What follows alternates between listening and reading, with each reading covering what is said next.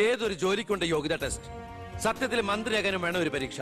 ഈ IAS IPS ഒക്കെ പോലെ IIPS, Indian institute of political science, അത് പഠിക്കണം. അല്ലെങ്കിൽ വേണ്ട.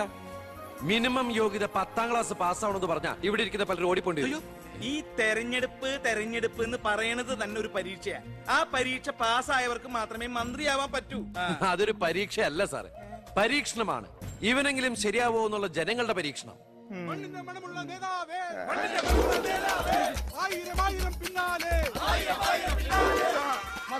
ഇനി നിങ്ങൾ ഇവിടുന്ന് ജൈവിച്ചോ, ഞാൻ പറയാതെ ആരും നിർത്തരുത്.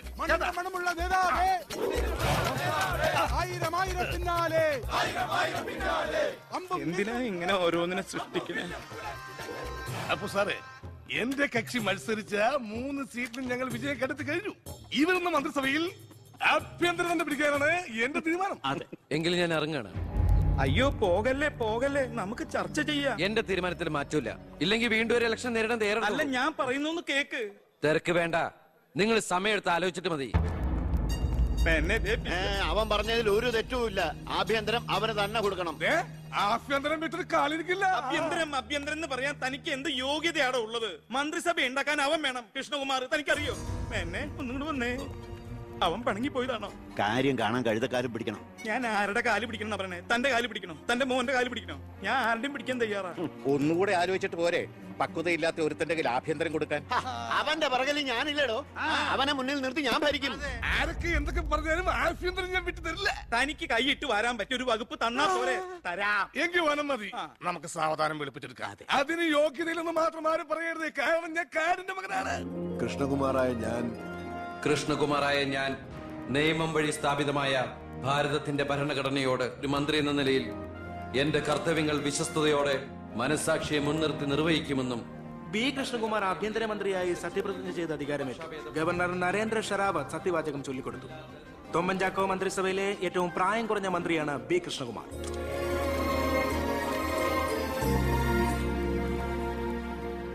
പുരകത്തുമ്പോൾ വാഴ വെട്ടുന്നു എന്ന രീതിയിലല്ലേ ഭൂരിപക്ഷം തികയ്ക്കാൻ ബുദ്ധിമുട്ടിയ KDF-ൽ നിന്നും നിങ്ങൾ ആഭ്യന്തരമന്ത്രി സ്ഥാനം വില പറഞ്ഞു വാങ്ങിച്ചത്? എനിക്ക് കിട്ടിയ അവസരവും ഉപയോഗിച്ചു എന്നുള്ളത് ശരിയാണ്. അത് പക്ഷേ എന്റെയും കുടുംബത്തിന്റെയും സാമ്പത്തിക ഭദ്രത അരക്കെട്ടുറപ്പിക്കാനോ അധികാര ദുർവിനിയോഗത്തിനുമല്ല, മറിച്ച് എനിക്ക് കിട്ടിയ ഈ അധികാരം ജനനന്മയ്ക്കായി വിവേകത്തോടെ ഉപയോഗിക്കാനാണ്. അച്ഛനെതിരെ മത്സരിച്ചപ്പോഴുണ്ടായ മാനസികാവസ്ഥ? ഞാൻ അച്ഛനെതിരായിട്ടല്ല, അച്ഛന്റെ രാഷ്ട്രീയ നയങ്ങൾക്കെതിരെയാണ് മത്സരിച്ചത്. രാഷ്ട്രീയം വ്യക്തിനിഷ്ഠമല്ല. അച്ഛനെ തോൽപ്പിച്ചപ്പോൾ എന്തു തോന്നി? ഞാനല്ലോ തോൽപ്പിച്ചത്, ജനങ്ങളല്ലേ. രാഷ്ട്രീയക്കാർ കൊള്ളരുതായ്മ കാണിച്ചാൽ വോട്ടിങ്ങിലൂടെ പുറത്താക്കാൻ ജനങ്ങൾക്ക് അവകാശമുണ്ട്. അപ്പോൾ താങ്കളുടെ അച്ഛൻ ശ്രീ ബാലഗംഗാധരൻ ഒരു കൊള്ളരുതാത്തവരും അഴിമതിക്കാരും ഒക്കെ ആണെന്നാണോ ബഹുമാനപ്പെട്ട മന്ത്രി പറയുന്നത്? ഞാനൊരു വ്യക്തിയല്ല ഉദ്ദേശിച്ചത്. അച്ഛൻ കുറ്റവിമുക്തനാണെന്ന് തെളിയിക്കപ്പെട്ട താങ്കൾ ഈ മന്ത്രിസ്ഥാനം ഒഴിഞ്ഞ് അദ്ദേഹത്തിന് വീണ്ടും ഒരു അവസരം നൽകുമോ? അച്ഛൻ നിരപരാധിയാണെന്ന് തെളിഞ്ഞാൽ പാർട്ടി ആവശ്യപ്പെട്ടാൽ എന്റെ മന്ത്രി പദവിയും MLA സ്ഥാനവും ഉപേക്ഷിക്കാൻ ഞാൻ തയ്യാറാണ്. കുറച്ച് സമയം, ഒരുപാട് കാര്യങ്ങൾ. അപ്പോ നമുക്ക് വീണ്ടും കാണാം.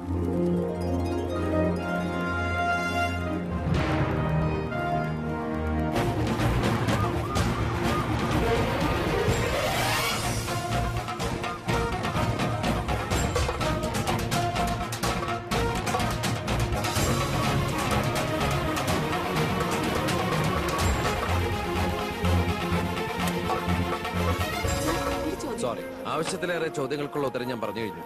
ഇനിയും ആവർത്തിച്ചാൽ വെറും വാചക കസർത്ത് നടത്തുന്ന ഒരു ഹോമിനിസ്റ്റായി പോകും ഞാൻ. പ്ലീസ് പ്രവർത്തിച്ച് കാണിക്കാനുള്ള സാവകാശം തരൂ. അപ്പൊ പിന്നെ കാണാം.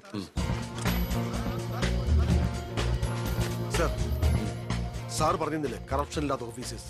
DYSP Anantharaghavan, SI Prathap Varma. Sir please come.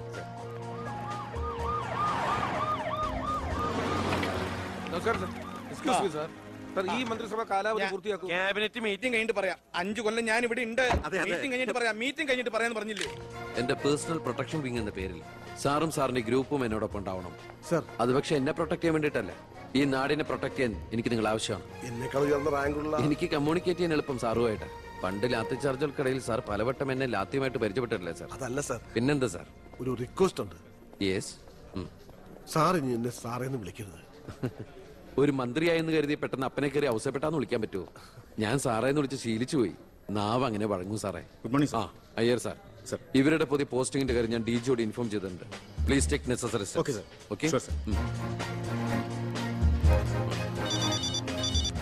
Hello, ഞാൻ പൗത്രനാ. നിന്റെ സത്യപ്രതിജ്ഞ ഞാൻ TV-യിൽ കണ്ടു. ഒരു യുവാവ് ഹോം മിനിസ്റ്റർ ആയിട്ട് നീ ശരിക്കും ഷൈൻ ചെയ്ത് കേട്ടോ. ആരുടെങ്കിലും മുമ്പിൽ ഷൈൻ ചെയ്യണമെന്ന ഉദ്ദേശത്തോടെ അല്ല ഞാൻ മന്ത്രിയായത്. പിന്നെ ഞാൻ നിന്റെ പെങ്ങടെ പേരിൽ ഒരു എസ്റ്റേറ്റ് വാങ്ങിയില്ലായിരുന്നോ? ഇവിടെ ഇപ്പൊ തേങ്ങയിടിയിൽ നടക്കുക. ഈ ഏരിയയിൽ കള്ളന്മാരുടെ ഭയങ്കര ശല്യമെന്നാ നാട്ടുകാർ പറയുന്നത്. നീ ഒരു 10-20 പോലീസുകാരെ ഇങ്ങോട്ട് ഏർപ്പാടാക്കണം. അവര് നിക്കട്ടെന്ന് കാവലിന്. അളിയന്റെ തേങ്ങയ്ക്ക് പ്രൊട്ടക്ഷൻ തരാനുള്ളതല്ല കേരള പോലീസ്. അവർക്ക് വേറെ ജോലിയുണ്ട്. മിസ്റ്റർ പൗത്രന് വേറെ എന്തെങ്കിലും പറയാനുണ്ടോ?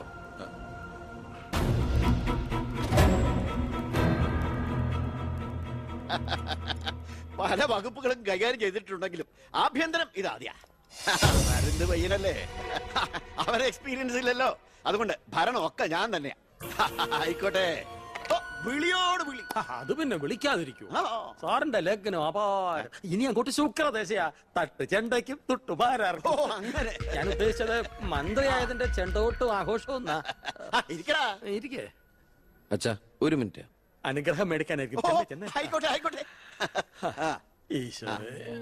അച്ഛൻ അവിടെ ഇരിക്കേ. ഇത് മന്ത്രിയുടെ കസേരയല്ലേ. ഇവിടെ ഇരിക്കേണ്ട ഞാൻ ഇവിടെ ഇരുന്നില്ലെങ്കിൽ അവിടെ പട്ടി കയറി ഇരുന്ന് ഇറങ്ങി. ഞാൻ ഉദ്ദേശിച്ചത് ഒരു ബനാന ടോക്കാണ്. പഴഞ്ചൊല്ല് ഷോ കയ്യിൽ നിന്ന് പോയി. ഉണ്ടായിരുന്നു. അച്ഛൻ ഒരുപാട് കൊല്ലായിട്ട് ഈ നാടിനു വേണ്ടി കഷ്ടപ്പെടുന്നതല്ലേ. ഇനി കുറച്ചു കാലം റെസ്റ്റ് എടുക്ക്. നമുക്ക് ആരോഗ്യമൊക്കെ നോക്കണ്ടേ? അതെ അതെ, മകൻ ഇവിടെ ഹോം മിനിസ്റ്റർ ആകട്ടെ. അച്ഛൻ ഇനി കുറച്ചു നാള് ഹോമിലെ മിനിസ്റ്റർ ആകട്ടെ. അമ്മേ, ഞാൻ ഓഫീസിൽ എത്തിയുള്ളൂ. പിന്നെ അച്ഛൻ അങ്ങോട്ട് വരുന്നുണ്ട്. കുറച്ചു കാലം അവിടെ കാണും. സന്തോഷായില്ലേ? അച്ഛന് ഇഷ്ടപ്പെട്ട ആഹാരങ്ങളൊക്കെ ഉണ്ടാക്കി കൊടുക്കണം. പാലടയും പ്രഥമനൊക്കെ ആയിക്കോട്ടെ. വേണമെങ്കിൽ വീട്ടിലൊരു ATM കൗണ്ടർ ഞങ്ങൾ ഏർപ്പാടാക്കി തരാം. ATM? അതെ, എനി ടൈം മദ്യം. ചുമ്മാ അടിച്ച് വീലായിട്ട് വാള് വെച്ചോട്ടെ സാർ. ഇനിയിപ്പോ ആര് ചോദിക്കാൻ? എന്തിനാ സാർ എന്ന് സമയം കളയുന്നേ? ഇപ്പൊ പോയ സന്ധിക്കുമ്പോ വീട്ടിലെത്താം. ഇവിടെ ഞങ്ങൾക്ക് 100 കൂട്ടം പണികളുണ്ടെന്നേ. അച്ഛനോട് നിന്നാലേ നമ്മുടെ പണി നടക്കത്തില്ല. ഓ, എന്തൊക്കെ ആഗ്രഹങ്ങളായിരുന്നു. പോകുന്ന പോക്ക് കണ്ടില്ലേ, CPU പോയ കമ്പ്യൂട്ടറിനെ പോലെ. സർ, കളക്ടർ ഗോപിനാഥൻ കാണാൻ വന്നിട്ടുണ്ട്. വെയിറ്റ് ചെയ്യാൻ പറയൂ. കുറെ നേരമായി വെയിറ്റ് ചെയ്യുന്നു സർ. കുറച്ചേരം കൂടി വെയിറ്റ് ടയർ സാറേ. Okay sir. ഇയാൾ ആരാ? സ്വാമിനാഥൻ അയ്യർ, M.Com LLB, എന്റെ PA. അയ്യോ, അപ്പൊ ഞാനോ? താൻ വേറെ 8ാം ക്ലാസ്സും കുസ്തിയില്ല. അപ്പൊ എന്റെ പോസ്റ്റ്? എടോ, നിന്ന നിൽപ്പിൽ മറുകണ്ഠം ചാടിയ തന്നെ ഞാൻ എങ്ങനെ വിശ്വസിക്കാനാ? ഇനി തിരി അങ്ങോട്ട് എന്ന് അവിടെ വിശ്വസിക്കില്ല. അതെന്റെ കുറ്റമല്ല. അപ്പൊ ഞാൻ എന്ത്? താനെന്തെങ്കിലും ചെയ്യും. അയ്യോ.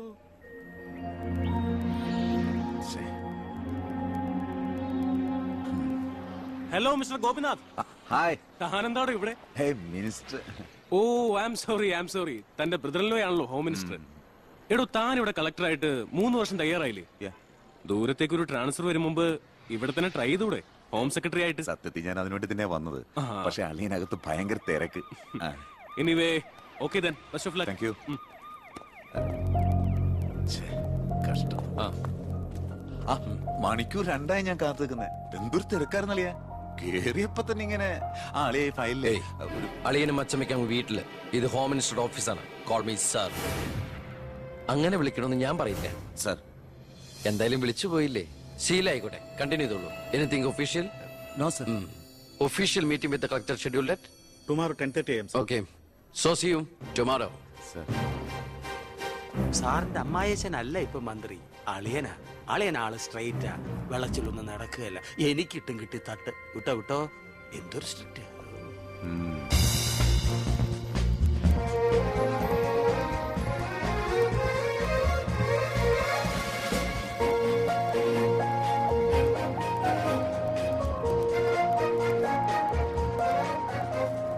Welcome to police conference. Please come sir.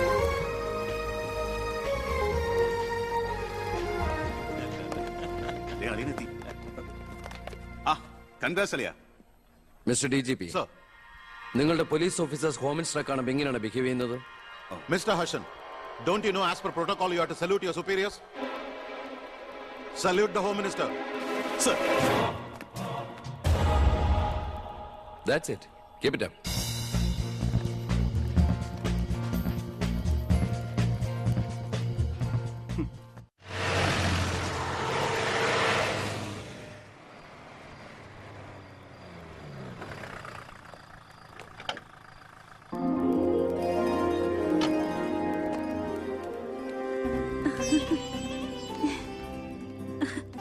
ഏട്ടാ അമ്മേ എന്താടി? വാ മോനെ. ഏയ് ഇരിക്കിരിക്കേ, ബഹുമാനൊക്കെ ഓഫീസിൽ മതി. ആര് ബഹുമാനിക്കുന്നു നിന്നെ? ഓ, ഒരു മന്ത്രി. ഞങ്ങൾ കുറെ മന്ത്രിമാരെ ചെറുപ്പം മുതൽ കണ്ടിട്ടുള്ളതാ. അച്ഛൻ മന്ത്രിയായിരുന്നപ്പോ വീട്ടു സാധനങ്ങൾ വാങ്ങുന്ന തൊട്ട് അടുക്കളപ്പണി വരെ ചെയ്യിച്ചിട്ടുണ്ട് നിന്റെ ഈ പോലീസുകാരെ കൊണ്ട്. അല്ല പെങ്ങളെ, അച്ഛനെ ഇങ്ങനെ വഴക്ക് പറയാനിട്ട് എന്താ ഇവിടെ ഇപ്പൊ ഉണ്ടായേ? അച്ഛൻ ഇപ്പൊ മന്ത്രിയല്ലെന്നും പറഞ്ഞ് അച്ഛന്റെ മെക്കിട്ട് കയറിയണ്ടല്ലോ. ഒരു മകൻ എന്നല്ലേ ഞാൻ സഹിക്കില്ല കേട്ടോ. ഞാൻ നിന്നോടാ പറഞ്ഞത്. നിന്റെ 5-6 പോലീസുകാരെ ചോദിച്ചപ്പോ നീ പവിയേട്ടനെ അപമാനിച്ചില്ലേ? ഓ, റൂട്ട് അങ്ങോട്ടാണോ? എന്നാ നീ ഒന്നോർത്തോ, തുമ്മിയ തെറിക്കുന്ന മൂക്ക നിന്റെ ഈ മന്ത്രിക്കുപ്പായം. പക്ഷെ പവിയേട്ടൻ എന്നും കാണും ഈ IPS പദവി. എന്റെ പെങ്ങളെ, ഏത് കൊമ്പത്ത് IPS കാരനായാലും ഒരു മന്ത്രിയെ കണ്ട ഇങ്ങനെ നിക്കണം. അതാണ് കുഴപ്പം. സംശയം ഉണ്ടെങ്കിൽ ASP എളിയനോട് ചോദിച്ചോ. എന്റെ പവിയളിയാ, പെങ്ങൾക്ക് ഈയിടെയായിട്ട് പൊതുവിജ്ഞാനം വളരെ വളരെ കുറവായിട്ട് വരിക. വന്നോ? ആ, എവിടെയായിരുന്നു? ഞാൻ നിന്നോട് 2 ചോദിക്കണമെന്ന് വിചാരിച്ചിരിക്കായിരുന്നു. എന്റെ ഭർത്താവ് നിന്നെ സാറേന്ന് വിളിക്കണം അല്ലേടാ? അയ്യയ്യേ, എന്താ അളിയന്മാരൊക്കെ ഇങ്ങനെ കൊച്ചു കുട്ടികളെ പോലെ ചീപ്പാവണേ? ഇതൊക്കെ വീട്ടിൽ വന്ന ഭാര്യമാരോട് പറഞ്ഞ അതിന്റെ മോശം നിങ്ങൾക്കല്ലേ അളിയന്മാരെ? എന്താ ASP എളിയാ? ഞാനൊന്നും പറഞ്ഞിട്ടില്ല. അശ്ശോ, ഇപ്പൊ തന്നെ ഇവിടെ എല്ലാരും മനസ്സിലാക്കില്ല അവിടെയും എന്തൊരു കഥയുണ്ടെന്ന്. അല്ല, എന്റെ പെങ്ങന്മാരാണോ അളിയന്മാരാണോ ഇവിടെ പെണ്ണുങ്ങള്?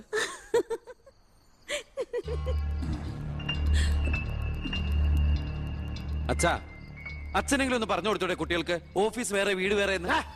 എന്നെ മന്ത്രി കസേരന്ന് എഴുതിപ്പിച്ചുവിട്ട് എന്നോട് മിണ്ടാൻ വരണ്ട. ഞാനല്ലോ എഴുന്നേപ്പിച്ചുവിട്ടത്, ജനങ്ങളല്ലേ.